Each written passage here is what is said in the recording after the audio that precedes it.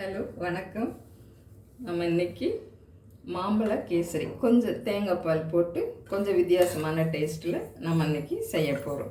அதுக்கு இங்கே ரவையை வறுத்து வச்சுருக்கேன், ஒரு டம்ளரு. கொஞ்சம் மாம்பழம் கட் பண்ணி வச்சுருக்கேன். திராட்சை முந்திரி வறுத்து வச்சுருக்கேன். கொஞ்சம் ஏலக்காய் தூள் போட்டிருக்கேன். இப்போ ஸ்டவ்வை பற்ற வச்சாச்சு. அதுக்கு தேவையான தண்ணி. இது 1 கப் ரவை, இதில் தான் 1 கப் ரவை போட்டிருக்கேன். இதுக்கு 3 கப்பு தேங்காய் பால், 1ஆம் பால் 2ஆம் பால் சேர்த்து தான் 1 2 3. ஓகே, இது தண்ணி நல்லா கொதிக்கட்டும்.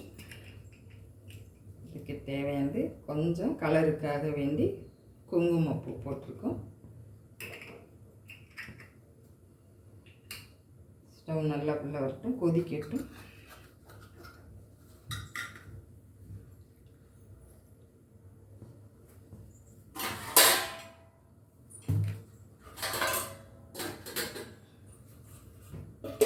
தட்டு போட்டு மூடி வச்சிடலாம்.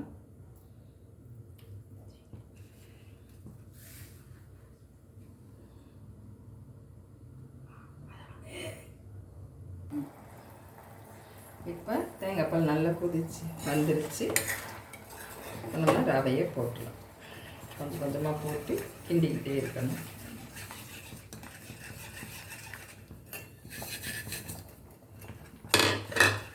அடுப்பு சிம்மில் வச்சுக்கோங்க.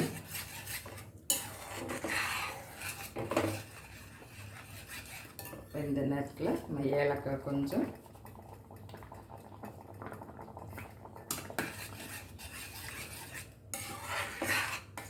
ரவை நல்லா கொதிக்கு. இந்த தண்ணியிலே நல்லா வேக வைக்கும்.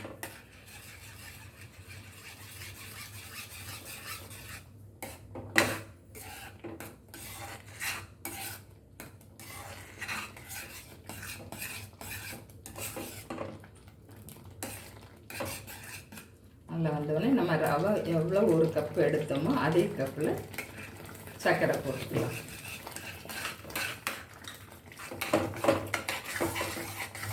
ஒன்றரை கூட போடலாம். நம்ம தேங்காய் பால் போட்டிருக்கோம் இல்லையா, அதனால் 1 கப் போட்டாலே கரெக்டாக.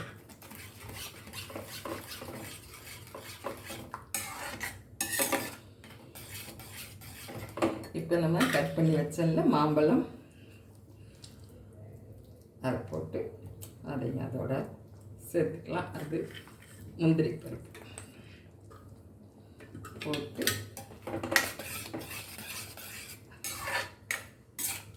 நல்லா செஞ்சுக்கணும். ரவையும் நெய்யில் தான் வறுத்து வச்சுருக்கேன். லேசான சூடு வந்தாலே போதும்.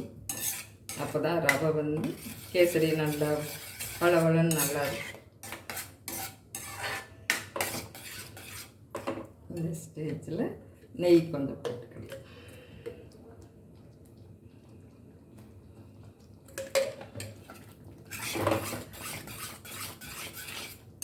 எப்பவுமே இதை சிம்மில் வச்சு நல்லா இப்படி கிண்டிக்கிட்டே இருக்கணும். அப்போ தான் கேசரிக்கு நெய்யை விட இல்லாட்டினா சன்ஃப்ளவர் ஆயில் இருந்துச்சுன்னா அது கொஞ்சம் கொஞ்சமாக ஊற்றி அதையும் கிண்டி விடலாம்.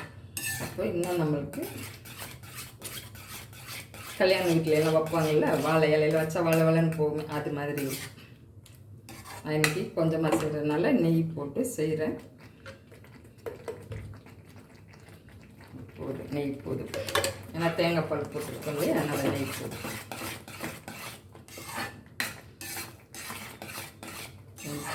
அவ்வளோதான் கேசரி. இதோ அடுத்து நம்ம கொஞ்ச நேரம் அப்படியே வச்சிட்டோம்னா நல்லா செட் ஆகிடும். அப்படியே பொட்டணும் இல்லை, கரெக்டாக சூப்பராக நல்லாயிருக்கும். நல்லா டேஸ்ட் பண்ணி பாருங்கள். Hi friends, thank you.